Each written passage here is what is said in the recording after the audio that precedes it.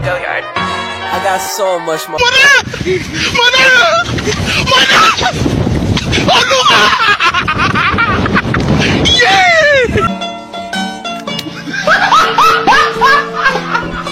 Are you ready, kids? Aye, aye, Captain! I can't hear you. Aye, aye, Captain! Oh!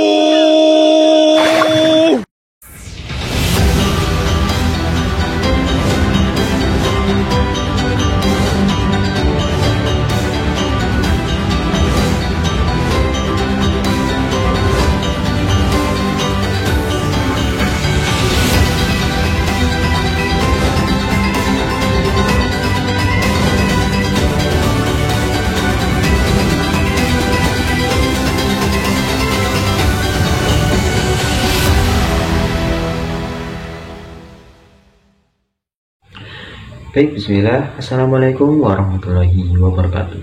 Halo teman-teman, perkenalkan nama saya Hafiz Alex Woro dari kelas 1251 Abdan 10 Man 1 Perpus. Nah, di video kali ini kita akan membahas suatu buku, yaitu Filosofi Teras. Nah, semoga hadirnya video ini bisa menambah referensi teman-teman, karena saya akan membagikan sudut pandang tentang buku keren yang akan kita ulas di video ini, yaitu Filosofi Teras karya Mas Herdy Manampiring. Sedikit overview teman-teman tentang penulisnya, yaitu Mas Herdy Manampiring. Ini adalah seorang profesional, bisa dibilang praktisi dalam bidang periklanan. Spesialisasinya adalah dalam bidang brand strategy and communication, dengan pengalaman lebih dari 20 tahun. Beliau sudah malang buana di bidang ini. Kliennya juga sudah mencakup perusahaan-perusahaan besar seperti Coca-Cola, Facebook, Leo Partner, dan lain-lain. Beliau menempuh pendidikan S1-nya di Universitas Pajajaran, jurusan Ekonomi Akuntansi, dan melanjutkan ke jenjang masternya di University of Wellcome Australia dalam program Master of Business Administration. Dan selain seorang profesional, beliau juga adalah seorang content creator. Beliau aktif di sosial media dan akrab disapa Om Piring. Seorang penulis buku mega bestseller, dan yang akan kita ulas hari ini adalah salah satu bukunya. Badannya rutinitas, masih mau berbagi ilmu dan pemahamannya lewat buku yang super keren dan terkenal ini, yaitu Filosofi Teras. Dua alasan teman-teman, kenapa buku ini menurut saya amat sangat layak untuk kita semua baca. Alasan yang pertama teman-teman, masalah mental issues kayak overthinking, insecure, mikirin apa kata orang, burnout, dan lain-lain. Itu sebetulnya bukan berasal dari luar, itu berasal justru dari internal diri kita sendiri. Dari kita sendiri nggak punya self control, manajemen kontrol yang baik atas apa yang bisa kita kontrol. Akhirnya membuat kita gampang playing dan making fixes atas apa yang terjadi pada diri kita. And you know what teman-teman, tahu nggak, justru sikap mental ini yang membuat kita menjadi lemah. Sedikit-sedikit halain orang, sedikit-sedikit ngerasa diri adalah korban, sedikit-sedikit curhat di media sosial. Stop this. Kita harus memotong lingkaran setan yang terus-menerus muter ini dengan cara benar-benar berkontrol. Punya kontrol atas diri kita sendiri, yang salah satu akar dari well control ini adalah mengenal siapa kita, mengenal diri kita sendiri.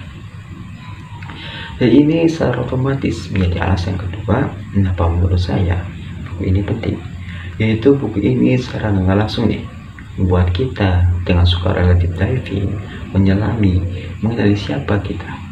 Menariknya, buku Filosofi Teras ini bukan ngasih formulanya doang terus kita coba untuk menjawab, bukan. Buku ini lebih mengajak kita untuk mikir dengan contoh-contoh yang dikasih, perannya-perannya yang di highlight, dan ada wawancara bersama tokoh-tokoh tertentu yang kita bisa ngebuat nih garis kontekstual antara apa yang disampaikan dan relevansinya atas kehidupan kita sehari-hari. Saya akan ngambil 3 ide besar yang menjadi poin dan relate dengan kehidupan saya. Well, kita langsung aja Ide besar yang pertama yaitu emosi itu sebenarnya netral teman-teman, yang membuat dia jadi positif atau negatif, baik atau buruk adalah mindset dan opini kita terhadap emosi itu. Contohnya misalnya kita kecewa karena kita gagal. Kita kecewa karena kita gagal memperjuangkan sesuatu. Konteksnya bisa apa aja. Terus kita kecewa, kita sedih, kita marah. Gak jarang sebagian kita misalnya merasa bahwa ini adalah akhir dari hidup kita. Maka sebetulnya emosi kita itu adalah netral dan itu wajar banget. Nah, yang membuat itu jadi negatif adalah pikiran kita yang mengatakan bahwa emosi sedih atau kecewa ini gak baik nih, atau marah ini gak benar nih, tanpa kita mau mengenali dan sebetulnya emosi ini apa, kenapa bisa terjadi. Kasih pikiran dan waktu untuk mengalihkan energinya dan membuat kita bisa kembali logis dan menggunakan nalar dan seterusnya. Nah, bagian menarik ya teman-teman, ketidakmampuan kita untuk mengenali dan mengontrol emosi kita tadi membuat kita menjadi manusia yang amat sangat gampang dikendalikan oleh apapun, oleh orang-orang sekitar kita, oleh persepsi orang terhadap kita misalnya, bahkan oleh internet of things seperti sosial media, gadget, games, bikin status yang meluapkan perasaan. Ya, nggak jarang bahkan itu melukai diri kita sendiri dan juga melukai orang-orang di sekitar kita dalam rangka melampiaskan emosi kita tadi. Sekali lagi, aku bukan bilang semua itu salah ya, namun saat semua itu kita lakukan sebagai pelampiasan emosi kita yang tidak kita kenali dan tidak kita beri batasan, maka yang terjadi adalah kita merasa kita menang, padahal kita nggak kalah. Dilalanya adalah kita kalah dengan diri kita sendiri. Kita nggak mampu mengontrol emosi kita sendiri. Itu dengan simpel, tapi bagi saya this is wow. Wajar banget kalau ada pepatah bijak kurang lebih gini, dalam hidup kita tidak sedang berlomba dengan orang lain ataupun siapapun. Sejatinya kita sedang berlomba dengan diri kita sendiri. Dengan kata lain, kalau ada nih pertanyaan siapa dan apa yang membuat kita nggak kemana-mana dan nggak bisa menjadi versi terbaik kita, kita udah tahu jawabannya. Jawabannya yaitu diri kita sendiri, ego kita sendiri. Ide besar yang kedua adalah saat sedang menghadapi sesuatu, Om Biring membagikan rumus, yaitu rumus STAR, yang bisa kita pakai dalam menghandle masalah atau emosi yang muncul ketika ada hal yang terjadi. Nah, itu membuat kita sedih, kecewa, marah, atau happy, senang, cinta, berbunga-bunga, apapun emosinya.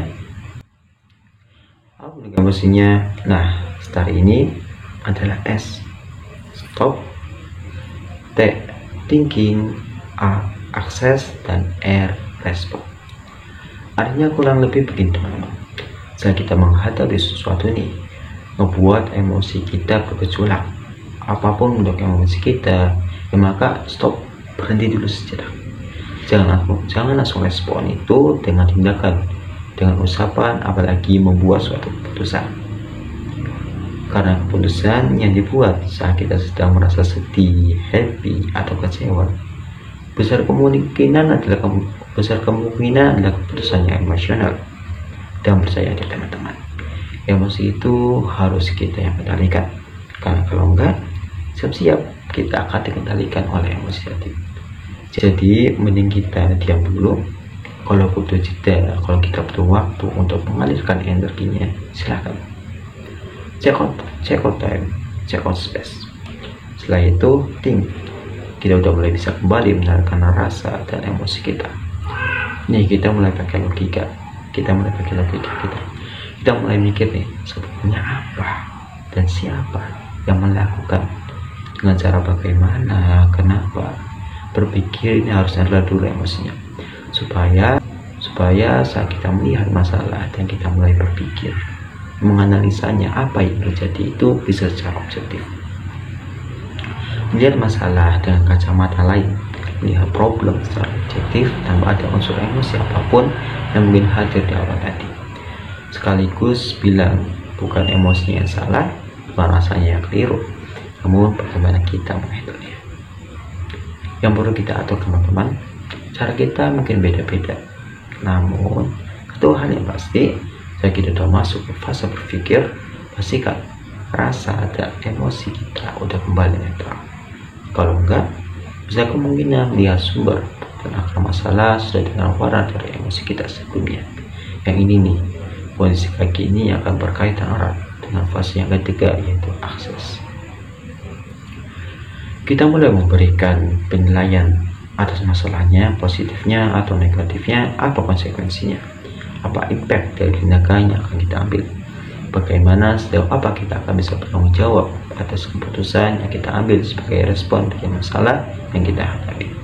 Misalnya, setelah kita timbang matang-matang, baru kemudian kita respon, maka memberi tanggapan, entah itu bentuk tindakan ataupun perkataan, apapun bentuk respon yang kita beri, maka otomatis kita akan mau dan bisa bertanggung jawab atasnya, karena diambil berdasarkan logika dan dibentuk berdasarkan akal sehat, bukan dengan emosi sesaat. Untuk itu wajar banget ketika orang sukses pernah bilang atau mendengar dan melihat bagaimana seseorang menanggapi dan menghadapi masalah yang datang adalah cara terbaik untuk melihat kematangan kedewasaannya dalam menghandle dirinya sendiri. Dengan mungkin tidak bisa menghandle orang lain saat kita ternyata belum mampu untuk menghandle diri kita sendiri. Dan poin besar yang ketiga adalah melawan lebay. Ini juga bagian yang saya suka, teman-teman. Apa teman-teman sadar atau enggak sadar, lebay ini menjadi sesuatu yang kita normalisasi dalam kehidupan di era sekarang. Terlebih saat udah punya gadget dan sosial media yang bisa memberi ruang untuk kita berekspresi dan gak ada editorialisasi, kemudian di amplify dengan sangat cepat. Masalah kecil seolah-olah menjadi sesuatu yang besar, bahkan dianggap menjadi akhir dari segalanya. Isu-isu personal baik di tingkat individu maupun keluarga misalnya, yang seharusnya menjadi konsumsi pribadi ini sangat cepat tersebar, bahkan dianggap menjadi sesuatu yang bisa dimonetisasi atau teruntuk kita. Dia menganggap semua orang itu jahat, misalnya karena ada 1, 2 atau beberapa komentar negatif atau akun sosial media kita.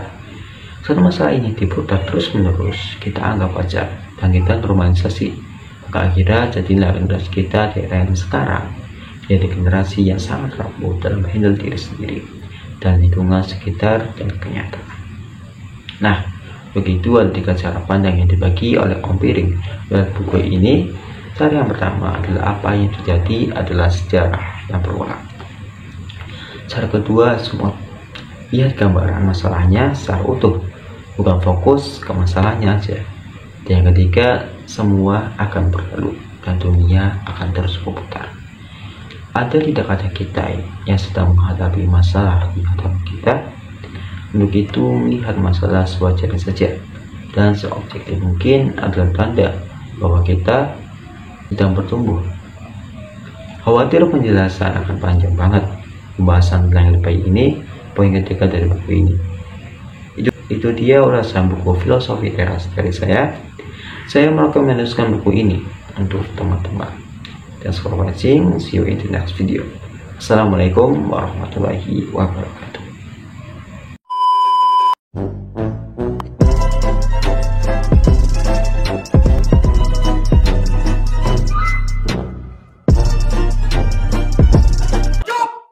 खत्म।